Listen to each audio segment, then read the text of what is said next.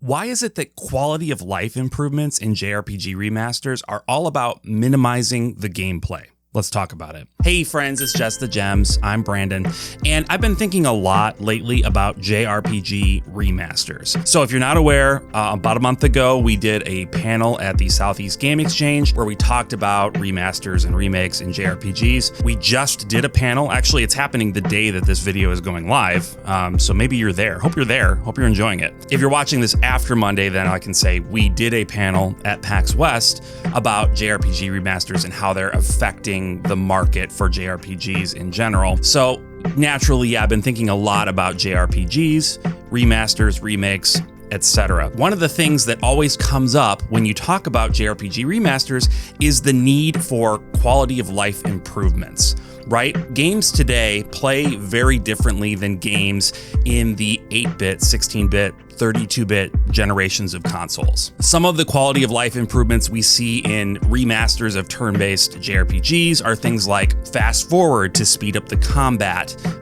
the ability to turn off random encounters, the ability to increase your experience points or gold exponentially when you win a battle. All of these sorts of quality of life improvements, as we call them, are all about minimizing the gameplay of those classic games. So it got me wondering, do other remasters from the classic era of video games make similar compromises in the name of quality of life?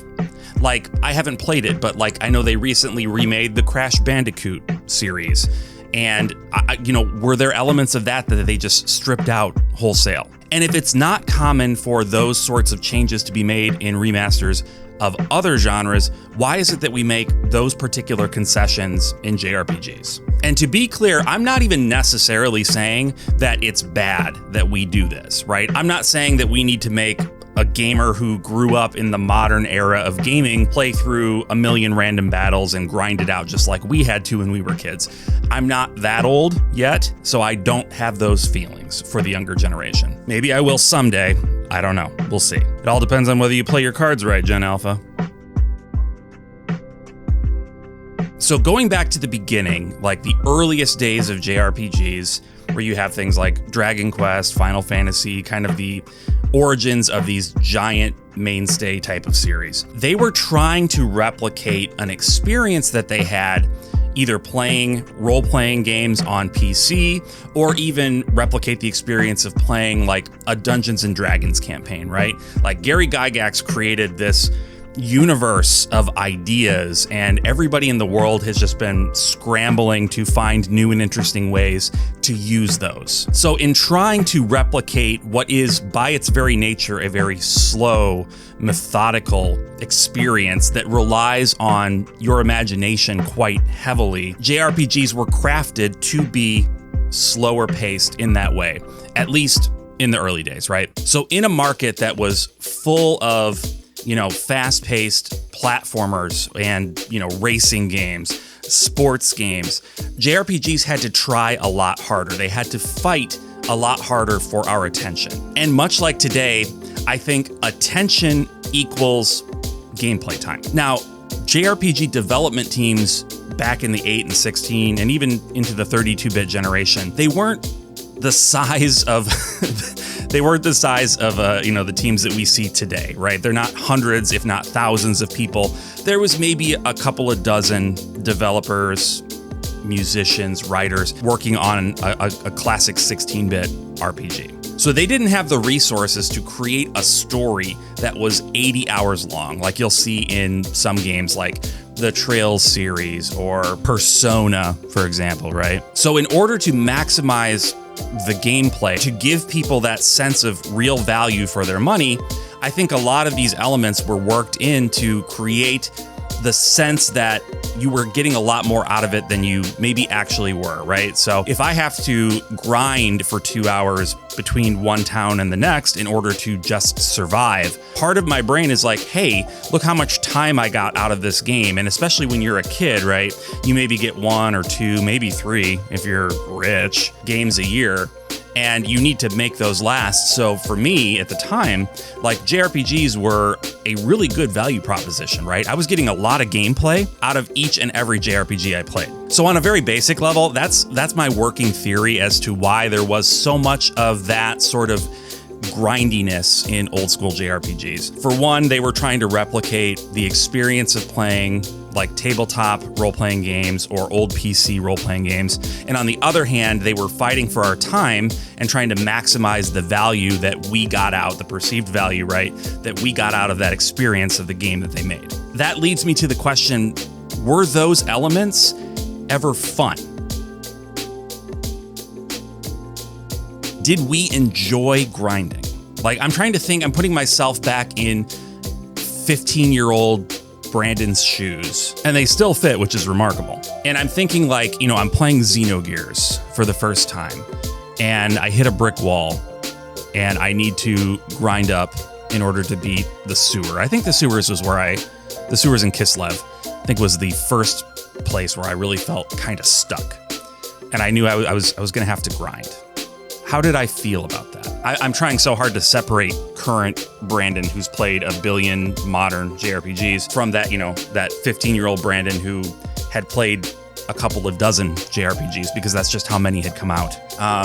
Man, I do think that I found it a little bit irritating to have to stop progress on the story, which was really what I was there for. I was there for the story, the characters, the music, the same things that I'm interested in today, but they were hidden behind these kind of gates that I had to force my way through via grinding. Now, maybe if I was a better player, I could have found ways, strategies to beat some of those encounters that were giving me a hard time without mindlessly grinding. That ain't me. I'm a dummy. So I'd never figured out those kinds of strategies. It always, like, as a side note, just kind of blows my mind watching speedrunners who aren't even necessarily utilizing glitches to speedrun JRPGs. They're just really, really good at the game. They know how all the systems work, and they just like power their way through battles at incredibly low levels. Like, that blows my mind because that was so far from my experience. It's insane. So then I'm thinking like, okay, I'm pretty sure, I'm positive. I'm gonna say I'm positive. I'm not even, I know that I did not like grinding. If I didn't like grinding, then why did I fall in love with JRPGs when so much of those games, so much of that early, you know, development of JRPGs involved a lot of grinding? It was, you know, probably the majority of the experience, or very close to it, right? There's obviously a lot of story in a game like Final Fantasy VI or Xenogears. There's a ton of story in Xenogears. It's still a huge percentage of the time is spent not engaging with that story at all. It's just wandering around fighting random battles. So why did I fall in love with them? I mean, I think that in a way it's a testament to how brilliant the storytelling was. And I know, like, we can look at those older games through the modern lens and be like, well, they were kind of hokey, they were a little cheesy, they, you know, had some obvious twists, and it wasn't like the pinnacle of storytelling, right? But you have to remember too, especially if you're younger and you grew up in the modern gaming environment, back then, like, it was really revolutionary. A game like Final Fantasy VI just like was mind-blowing in the sort of story that it was telling. It was this epic, super long story, even though realistically, right, if you play with the quality of life features in the remasters, you're probably crushing that game in 25 or 30 hours. It's not huge by any means, not huge by any stretch of the imagination compared to today. But at the time, it was just mind-blowing. And I think the amount of time that we invested into those games gave them a larger place in our brains than if they were as short as they could be. By spending hours and hours and hours grinding through a JRPG because we wanted to be able to get to the next story bit, we were sort of conditioning ourselves to love the thing.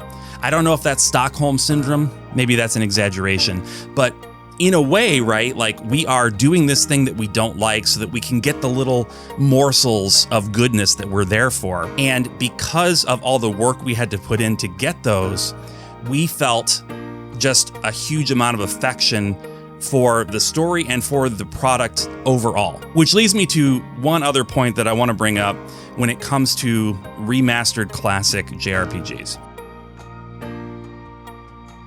I've seen a lot of gatekeeping in the JRPG community. I know, newsflash, right? People gatekeep on the internet.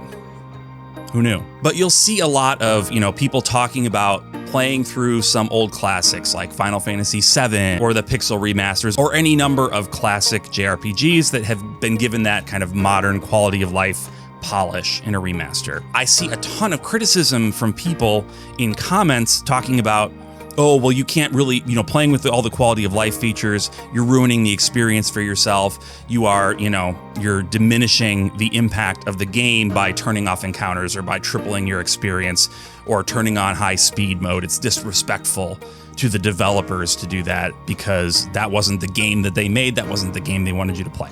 I'm here to say, first of all, I think rationally, if you're thinking rationally, that's silly, right? Not everybody plays a game for the same reasons, and not everybody is in the same situation as anybody else when they're playing a game. You and I might have grown up playing Final Fantasy VI and Final Fantasy VII in their original forms and found ourselves grinding through the experience to get to the good stuff and developed a really affectionate relationship with those games, due at least in part to all that time we put into it. People playing those games today with the modern remastered quality of life versions, they're not going to have the exact same experience as us, and that's okay. That's totally fine. Because we spent so much time with it, we developed that super passionate affection for those games. People playing a remastered version with a ton of quality of life features are not going to have that same experience. And I reiterate, that's okay. I think that's totally okay. And it's more than okay. It's good. There are so many positive elements to be found in classic JRPGs outside of the grind, outside of the elements that modern game design has kind of moved away from. And if somebody who was maybe born a little bit later or missed out on whole console generations because they didn't have consoles at home, if they take the opportunity to play some of these old games and get any sort of enjoyment out of them, any sort of enjoyment at all, I think that's a win. I think that's a positive overall for the genre and even for you and me who may have played the classic games back in the day. We are bringing more people into the fold. And it's totally fine that they don't have to grind through the experience like we did. I know, and I kind of alluded to this earlier, that there's a sense of kind of wishing for shared suffering on people, right? As technology changes, as, society develops, the older generation can often fall into the pit of, well, I had to suffer through this, so you should have to suffer through it too. It's the, when I was your age, I had to walk to school uphill both ways in the snow barefoot. That, that sort of mentality, right? And that's not really a helpful mentality to have in society in general. And it's not helpful here either. I think the idea of turning someone away from something because they don't want to experience it exactly the same way you experienced it is doing a disservice to that person and doing a disservice to the community at large.